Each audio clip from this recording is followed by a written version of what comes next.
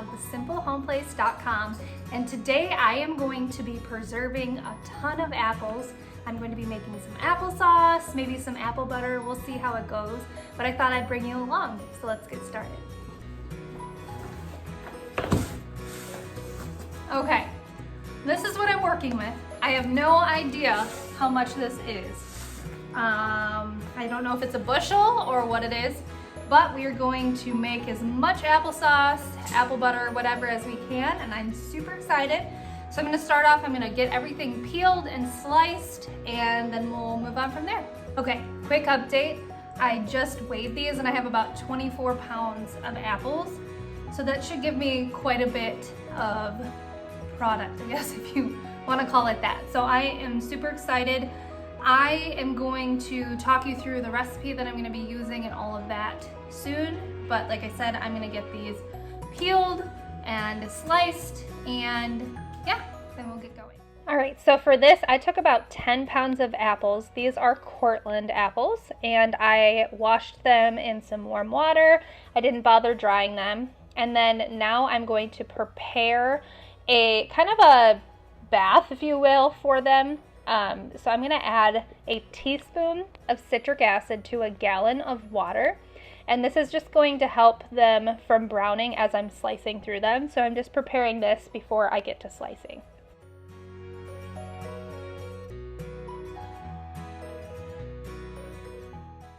Now I'm just going to be peeling all of the apples. For applesauce, you don't have to peel them, but I am peeling these because I don't think they're organic, and a lot of them were pretty bruised and things, so I just want to make sure that I am removing the bruised spots and everything like that, but you certainly don't have to do that before you make your applesauce.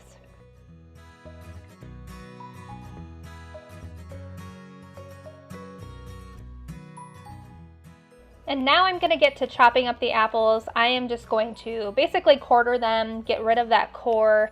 You could also slice them if you have one of those nifty slicers for apples. I don't, so I'm just doing this. And then I'll cut each quarter into 2 or 3 pieces. You just want to break down the apples. They don't have to be perfect or anything because they're going to be all cooked down. But by breaking them down, you're just going to allow them to cook a little bit faster than if you were to leave them whole. And then I'm just going to place all of the slices into that bath that I made up of the water and citric acid so they don't brown while I'm slicing up the rest. So I'm just going to do that, and then we'll move on to the next step. I'm actually going to be making this in a crock pot. Most recipes say that you should do it over the stove and boil it. And I've got little ones, and I don't really like to have stuff on the stove when we've got other things going on. We've got to do school, we've got to do other things. So I'm gonna do it in the crock pot and bring it to a boil. So it'll take a little bit longer, but that's okay by me. So I'm gonna get all of my apples into my crock pot, and then I'll keep updating you as we go. All right, so I drained all of my apples, and now I'm getting them into my 7-quart crock pot. And then I'm gonna add about 1.5 cups of water over top. And as you can see, the apples fill the crock pot to the brim, but that is okay because they will cook down. So don't worry about that. You should still be able to fit your lid on there. And if not, let them cook down a little bit, then add your lid, no big deal. And then you wanna set your crock pot to high. And this is after a couple of hours. As you can see, they are starting to break down. So just give it a little stir, make sure nothing is sticking to the bottom. And then you'll put your lid back on and continue cooking for another couple of hours. And here is how it should look towards the end, nice and chunky but broken down. And then I'm just going to put it into my blender. Now you don't have to do this. You could use an immersion blender, you could use a food processor, you could leave it chunky. It's really up to you. I'm just gonna blend mine so it's smooth.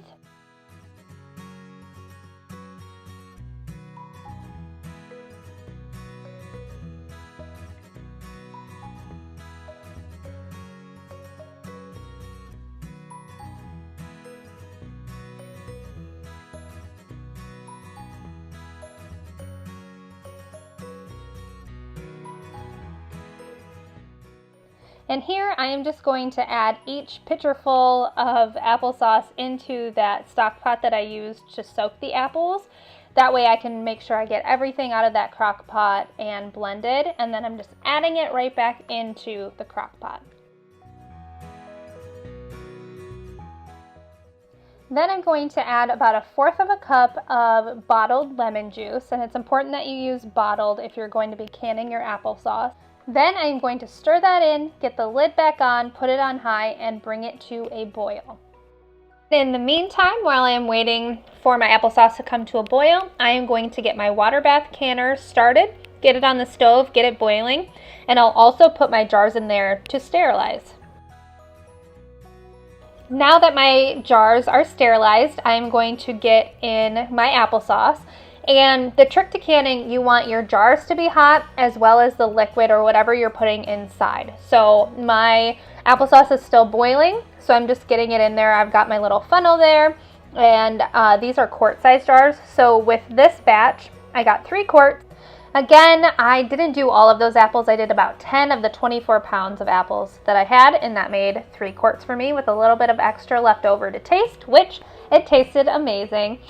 And as you saw, I was wiping off the rims of the jars. You want to make sure that those are clean and there's nothing on them so that the lids will stick. And as you can see, the water that the lids are in is hot. I boiled some water and let them sit in that. That helps to soften the ring on the bottom of the lid, and that'll help it seal. So you want the lids on there as well as the rings.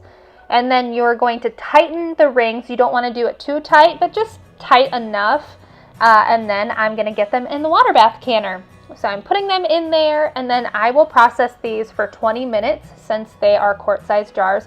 Again, with the disclaimer that I put at the beginning of the video, make sure you find your own recipe from a reputable source.